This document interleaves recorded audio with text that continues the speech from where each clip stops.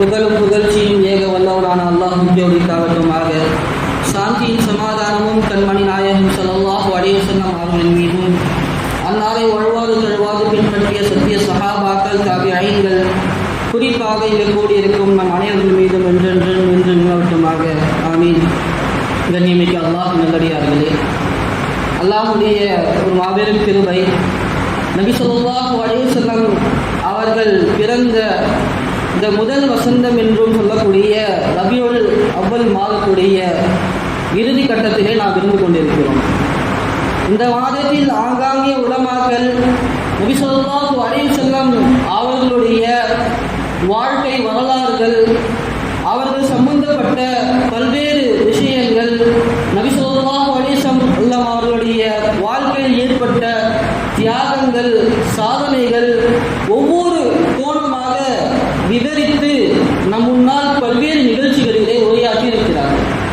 நபி ஸல்லல்லாஹு அலைஹி வஸல்லம் அவர்களை பற்றி பேசுவதும் கேட்பதும் இருக்கிறது மிகப்பெரிய இபாதத் மட்டுமல்லாமல் மிகப்பெரிய நம்முடைய பிரச்சனைகளுக்குண்டான தீர்வு காணும் விடயமாகவும் அந்த விஷயங்கள் இருந்து கொண்டிருக்கிறது. அதன் அடிப்படையிலே இந்த மாதத்தின் இறுதியாக இருப்பதன் காரணமாக நபி ஸல்லல்லாஹு அலைஹி வஸல்லம் அவர்களின் வாழ்க்கையில் இறுதி கட்டங்களில் நடந்த சில சம்பவங்களை பற்றி நான் உங்கள் முன் பேசுவதற்காக ஆசைப்படுகிறேன். நபி ஸல்லல்லாஹு அலைஹி வஸல்லம் அவருடைய வாழ்க்கையின் இறுதி கட்டங்கள், நபி அவர்கள் மரணிக்க போகிறார்கள் என்னக்கூடிய விஷயத்தை அல்லாஹ்வும் சரி, நபி ஸல்லல்லாஹு அலைஹி வஸல்லம் அவர்களும் சரி அவ்வப்போது முன்பதாகவே சஹாபாக்களுக்கு சிறு சிறு செய்திகள் மூலமாக வலியுறுத்தி கொண்டே இருந்தார்கள், சுட்டி காட்டிக் கொண்டே இருந்தார்கள். நபி ஸல்லல்லாஹு அலைஹி வஸல்லம் அவர்கள் மீது சஹாபாக்கள் வைத்திருந்த பிரியத்தை பற்றி நாம் அறிந்திருக்கிறோம். அவர்கள் மீது சஹாபாக்கள் எந்த அளவுக்கு பிரியத்தை வைத்திருந்தார்கள், அப்படிப்பட்ட நபி அவர்கள் திடீரென்று மரணித்து விட்டார்கள் என்று சொன்னால் அவர்களால் எப்படி தாங்கிக் கொள்ள முடியும்? எனவே அல்லாஹு தஆலாவும் சரி தனது திரு வசனத்தின் மூலமாகவும் நபி ஸல்லல்லாஹு அலைஹி வஸல்லம் அவர்கள் சில வார்த்தைகளின் மூலமாகவும் அவ்வப்போது சஹாபாக்களுக்கு இதை உணர்த்தி கொண்டே இருந்தார்கள். விரைவில் நான் மரணிக்கப் போகிறேன் என்ற விஷயங்கள் நபி ஸல்லல்லாஹு அலைஹி வஸல்லம் அவர்கள் ஹஜ்ஜத்துல் வதா என்பதாக சொல்லக்கூடிய நபி அவர்கள் வாழ்க்கையில் நடந்த ஒரு ஹஜ், அந்த ஹஜ்ஜிலே நபி ஸல்லல்லாஹு அலைஹி வஸல்லம் அவர்கள் சஹாபாக்களுக்கு பல்வேறு உபதேசங்களை செய்கிறார்கள். அதை பார்த்த சஹாபாக்கள் அந்த ஹதீஸை அறிவிக்கும் போது, நபி அவர்கள் ஹஜ்ஜத்துல் வதாயிலே எங்களுக்கு செய்த உபதேசம் எப்படி இருந்தது என்று சொன்னால், ஒரு மனிதர் விடை பெற்று திரும்பி வரப்போவதில்லை என்றும் நிலையில் இருக்கக்கூடிய ஒரு மனிதர் எப்படி உபதேசங்கள் செய்வாரோ, அவருடைய நிலைப்பாடுகள் எப்படி இருக்குமோ அதுபோன்று ஒரு உபதேசத்தை நபி அவர்கள் செய்தார்கள் ஹஜ்ஜத்துல் வதாவிலே. நபி ஸல்லல்லாஹு அலைஹி வஸல்லம் அவர்கள் ஹஜ்ஜத்துல் வதாவிலே சஹாபாக்கள் இடத்தில் கேட்டார்கள், நான் எப்போதாவது உங்களிடத்திலே ஏதேனும் கடன்கள் வாங்கியிருக்கிறேனா? கடன் ஏதாவது உங்களிடத்தில் நான் வாங்கியிருந்தால் சொல்லிவிடுங்கள், நான் அதை நிவர்த்தி செய்து விடுகிறேன். இப்போ நபி ஸல்லல்லாஹு அலைஹி வஸல்லம் அவர்கள் சிறு சிறு கடன்களை வாங்கியிருந்தார்கள். ஒரு சஹாபி, எனக்கு 3 திரகம் நீங்கள் தர வேண்டியது இருக்கிறது யா ரசூலல்லாஹ்.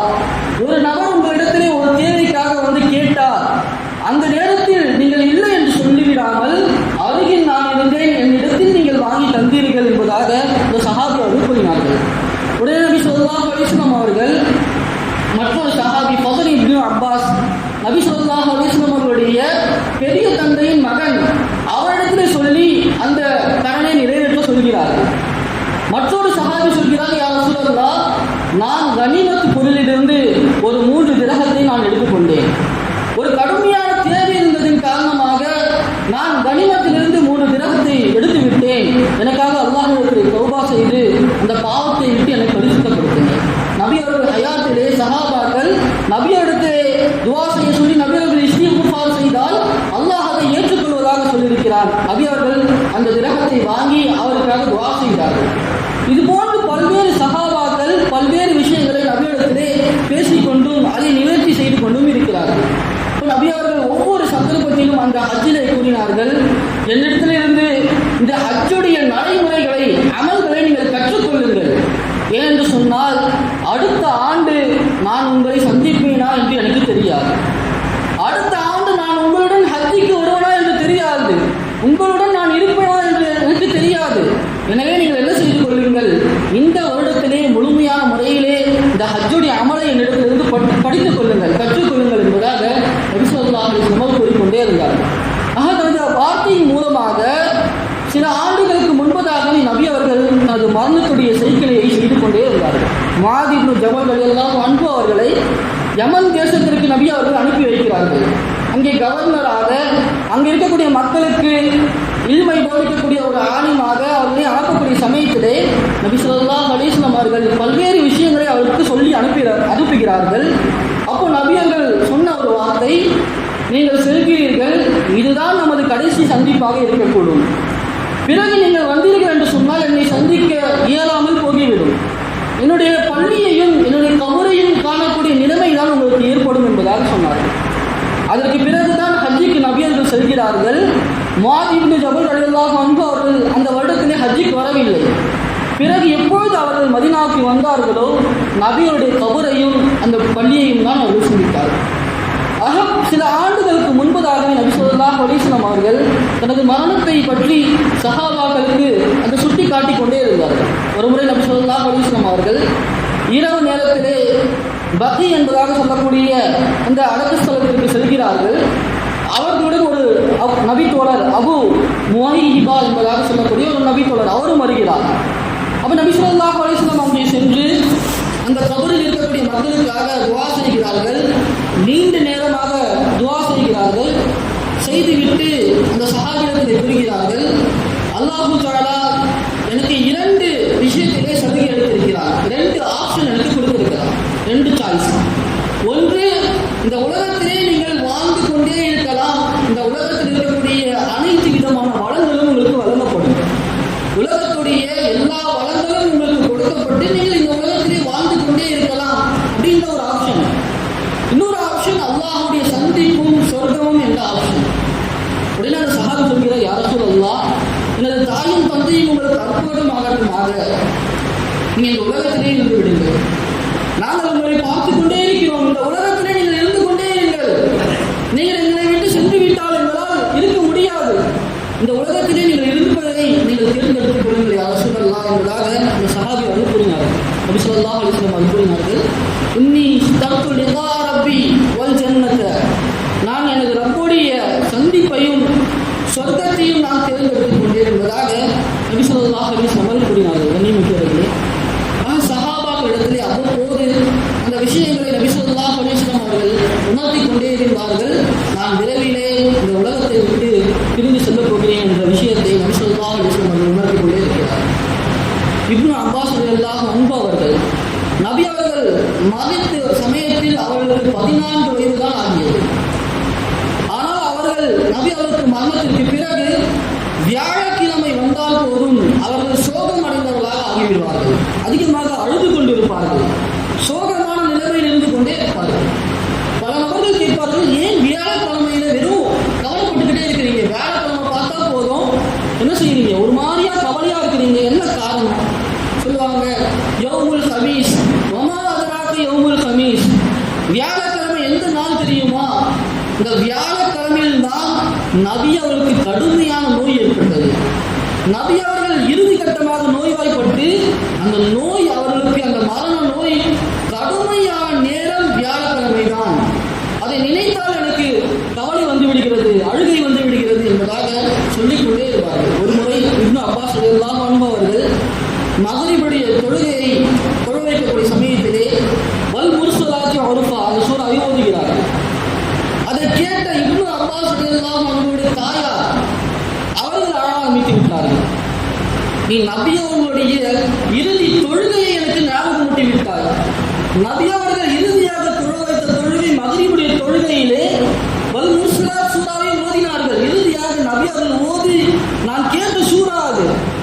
அந்த சூறாவை நீ ஓதி அந்த மரண நேரத்தை நபி அவர்கள் நம்மை விட்டு பிரிந்த அந்த நாளை நமக்கு நீ நினைவூட்டி விட்டாய் என்பதாக அவர்கள் கூறி காட்டினார்கள். நியமிக்கிறது நபி ஸல்லல்லாஹு அலைஹி வஸல்லம் அவருடைய பிரிவு சஹாபாக்களால் தாங்கிக் கொள்ள முடியாத ஒரு நிலையாக இருந்து கொண்டிருந்தது. நபி ஸல்லல்லாஹு அலைஹி வஸல்லம் அவர்கள் நோய்வாய்ப்பட்டு அந்த நோய் கடுமையாகிய பிறகும் கூட அவர்கள் என்ன செய்தார்கள், பள்ளிக்கு தொழுகைக்காக வந்து கொண்டிருந்தார்கள்.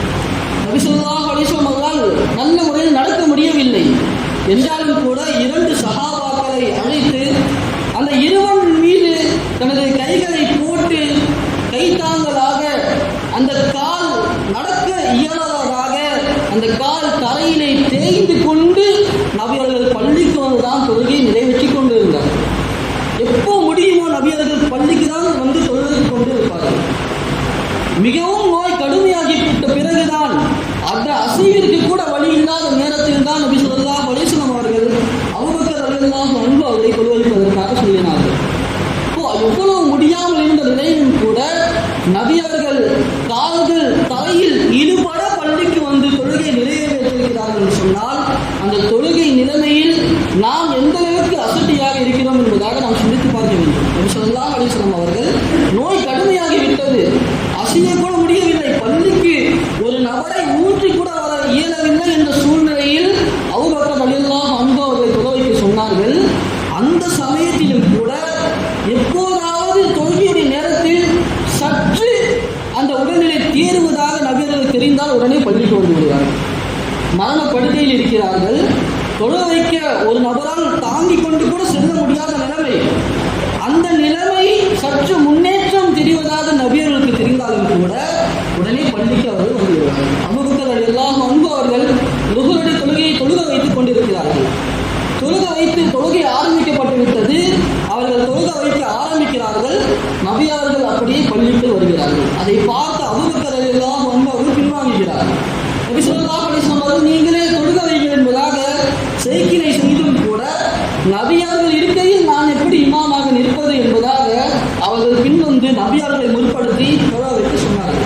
இப்போ எவ்வளவு இறுதி கட்டமாக இருந்தாலும் கூட நபி ஸல்லல்லாஹு அலைஹி வஸல்லம் அவர்கள் பள்ளிக்கு வந்து தொழுகையை நிலைநாட்டுவதை முதன்மையான காரியமாக கருதி வந்தார்கள் என்பதை இந்த சம்பவத்தின் மூலமாக நாம் காண்கிறோம். கண்ணியமிக்கவர்களே, நபி ஸல்லல்லாஹு அலைஹி வஸல்லம் அவர்கள் அந்த இறுதி கட்டத்தில் தனது மரண தருவாயில் பல்வேறு உபதேசங்களை இந்த உம்மத்திற்காக செய்திருக்கிறார்கள்.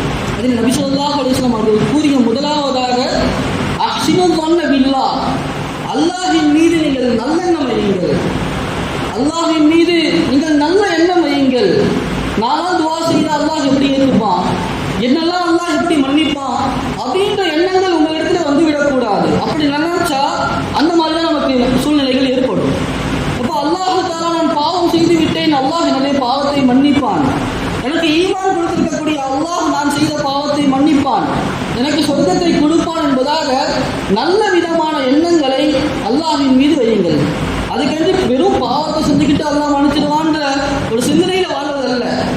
ஒரு காலம் நமது காலம் பாவத்தில் கழிந்தாலும் கூட நான் அல்லாஹுக்காக தௌபா செய்து விட்டேன், எனது அல்லாஹ் எனது பாவத்தை ஏற்றுக்கொள்வான் என்ற நல்ல ஆதரவு, நல்ல எண்ணங்களை நீங்கள் அல்லாஹ்வின் மீது வையுங்கள் என்பதாக நபி ஸல்லல்லாஹு அலைஹி வஸல்லம் கூறினார்கள்.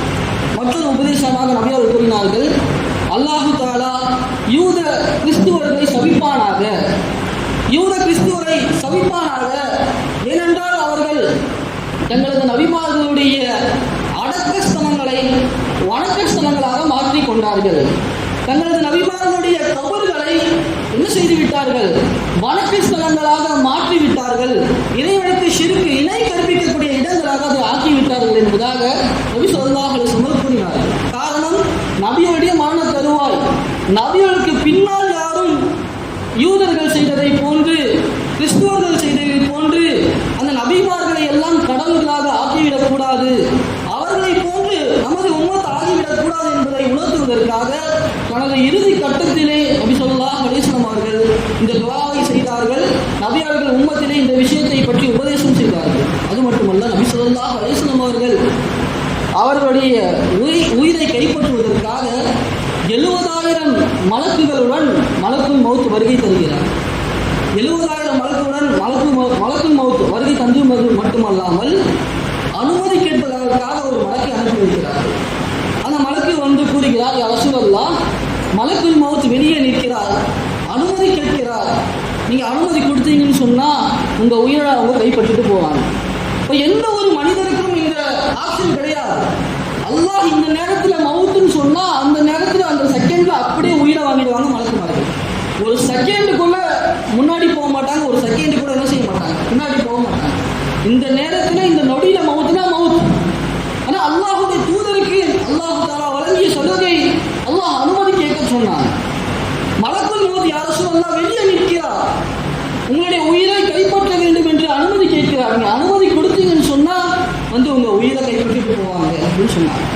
நபி ஸல்லல்லாஹு அலைஹி வஸல்லம் அவங்க சக்கராத்துல் மௌத்தை விட்டு அந்த இடத்துல என்ன செய்கிறாங்க, அல்லாஹும்ம அஇன்னி அலா சக்கராத்தில் மௌத்.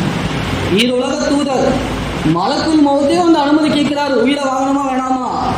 ஆனால் அந்த சக்கராத்துல் மௌத்தை விட்டு நபி அவங்க பாதுகாப்பு தேர்ந்தாங்கன்னு சொன்னால் நம்முடைய சக்கராத்துல் மௌத்தை விட்டு நம்ம எந்த அளவுக்கு பாதுகாப்பு தேர்ந்தோம். இந்த உயிர் பிரியக்கூடிய தருவாய், நம்முடைய மரண தருவாய், மலக்குல் மௌத் உயிரை வாங்க வரக்கூடிய நேரம், இந்த நேரம் எவ்வளவு கடுமையாக இருக்கும். பல்வேறு உலமாக்கள் தங்களது கிதாபுகளை பல்வேறு வகையாக பதிவு செய்கிறார். ஒரு மனிதரை நிற்க வைத்து 1000 கத்திகளால் அவனது உடலை காயப்படுத்தினால் எவ்வளவு வலி இருக்குமோ அவ்வளவு வலி இருக்குமோ சக்கராத்துல் மௌத் சமயத்தில். ஒரு போர்வை, ஈரம் நிறைந்த போர்வையை முள் நிறைந்த மரத்தில் போட்டு அதை இழுத்தால் எப்படி கிரிந்து கொண்டு வருமோ அது போன்று பிரிந்து வரும் என்பதாக கூறுகிறார். போன்று பல்வேறு கிதாபுகளில் பல்வேறு சம்பவங்கள் எழுதப்பட்டிருக்கிறது. நபி ஸல்லல்லாஹு அலைஹி வஸல்லம் அவர்கள் துஆ செய்கிறார்கள், அல்லாஹும்ம அஇன்னி அலா சக்கராத்தில் மௌத். யா அல்லாஹ், சக்கராத்துல் மௌத்தில் எனக்கு உதவி செய் யா அல்லாஹ், எனக்கு நோக்கு லேசாக போவதற்காக எனக்கு உதவி செய் யா அல்லாஹ் என்பதாக நபி ஸல்லல்லாஹு அலைஹி வஸல்லம் அவர்கள் துஆ செய்கிறார்கள். நபி ஸல்லல்லாஹு அலைஹி வஸல்லம் அவர்கள் ரூஹ் கைப்பற்றப்படுகிறது. சஹாபாக்களால் ஏற்றுக்கொள்ள முடியவில்லை. நபி ஸல்லல்லாஹு அலைஹி வஸல்லம் அவங்க மௌத் ஆகிட்டாங்களா இல்லையான்னு கூட சொல்ல முடியலை. இப்போ நம்ம ஒரு மௌத்துனா என்ன செஞ்சுருவோம், மௌத் ஆகிட்டாரா இல்லையா, ஒரு டாக்டரை கூட்டு வந்து என்ன செய்வாங்க, ஒரு கன்ஃபார்ம் பண்ணுவாங்க மௌத்து ரூட்டு போயிடுச்சுங்க. ஒரு வழிமுறை இருக்கு. இப்போ நபியவங்க எப்படி செக் பண்ணுறது, நபியவங்க மௌத் ஆகிட்டாங்கன்னு சொல்ல முடியலை, தெரியலை, யாருக்குமே என்ன செய்யறதுன்னு தெரியலை. மௌத்தா இல்லையா, இருக்கிறாங்க, என்ன ஆச்சு. அப்போ ஒரு சஹாபியா அஸ்மா ரலியல்லாஹு அன்ஹா அவங்க சொன்னாங்க, நபி ஸல்லல்லாஹு அலைஹி வஸல்லம் அவங்க மௌத் ஆகிட்டாங்க. ஏனென்று சொன்னால் நபி அவர்களிடத்துல இருக்கக்கூடிய அந்த சாத்தமத்து நுபுவத்துடைய அடையாளம் நபியுடைய முதுகு தண்டில் இருக்கும், முதுகு பகுதியில். அது இல்லை, அது மறந்துடுச்சு. அது எதனுடைய அடையாளம், நபியோடைய மௌத்துடைய அடையாளம். சொன்னாங்க நபி ஸல்லல்லாஹு அலைஹி வஸல்லம் அவங்க மௌத் ஆகிட்டாங்க. இதை கேட்ட சஹாபாக்கள் எல்லாம் ஒவ்வொருவரும் ஒவ்வொரு நிலைமைக்கு போயிருந்தாங்க. அடியெல்லாம் அவங்க ஒரு இடத்துல உட்கார்ந்து இருக்கிறாங்க, நபி அவங்க மௌத் ஆகிட்டாங்கன்ற செய்தி வருது, அவங்களால எந்திரிக்க கூட முடியல. உமர் ரலியல்லாஹு அன்ஹு அவங்க ஒரு பக்கத்துல கத்திய உருவி வச்சுக்கிட்டு யார் நபி அவங்க மௌத்துன்னு சொன்னாங்களோ நான் அவங்கள வெட்டிடுவேன் அப்படின்ற ஒரு நிலைமைக்கு வந்து நிற்கிறாங்க.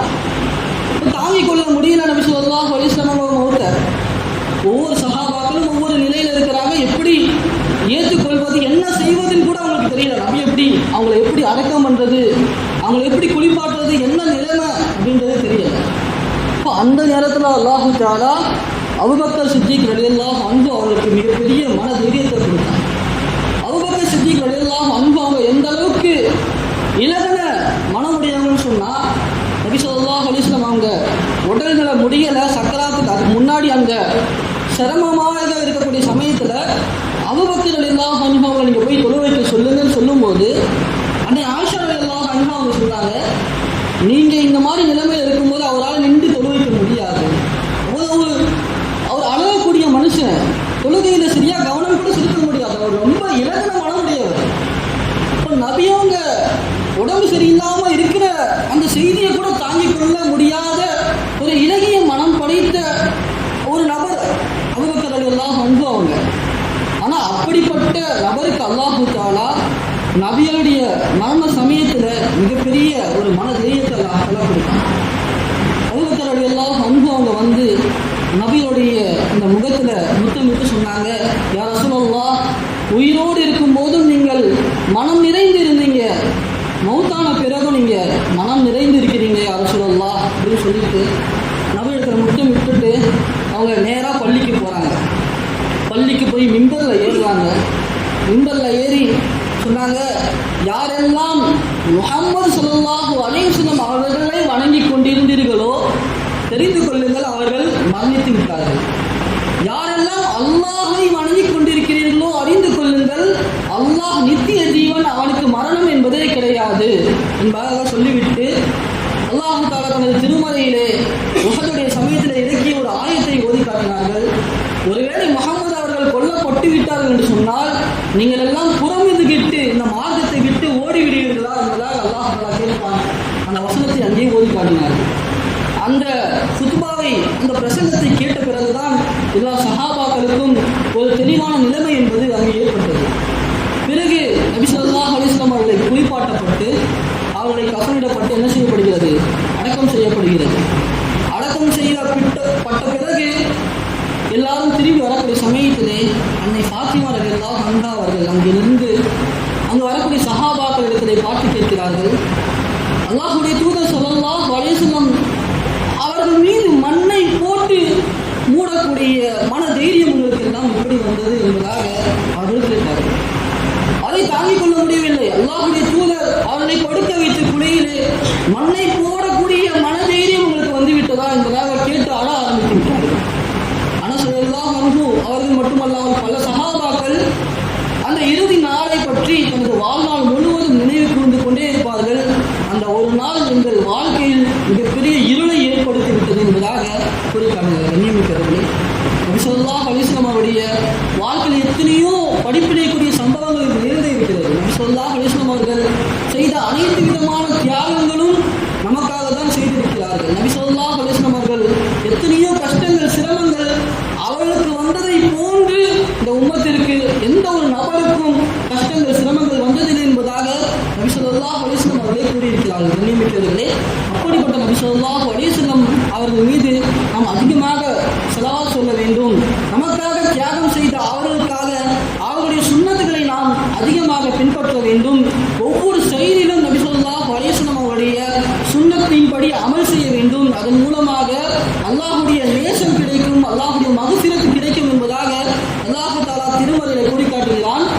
அப்படிப்பட்ட அல்லாஹ்வுடைய நேசத்தையும் நபி ஸல்லல்லாஹு அலைஹி வஸல்லம் அவருடைய நேசத்தையும் அல்லாஹ் வழங்கக்கூடிய அந்த மக்ஃபிரத்தையும் பெற்று சொர்க்கத்திலே ஒன்று கூடக்கூடிய மக்களாக அல்லாஹ் தஆலா நம் அனைவரையும் ஆக்கி அருள்வானாக. வாஹிர தஅவானா அல்ஹம்துலில்லாஹி ரப்பில் ஆலமீன். அஸ்ஸலாமு அலைக்கும் வரஹ்மத்துல்லாஹி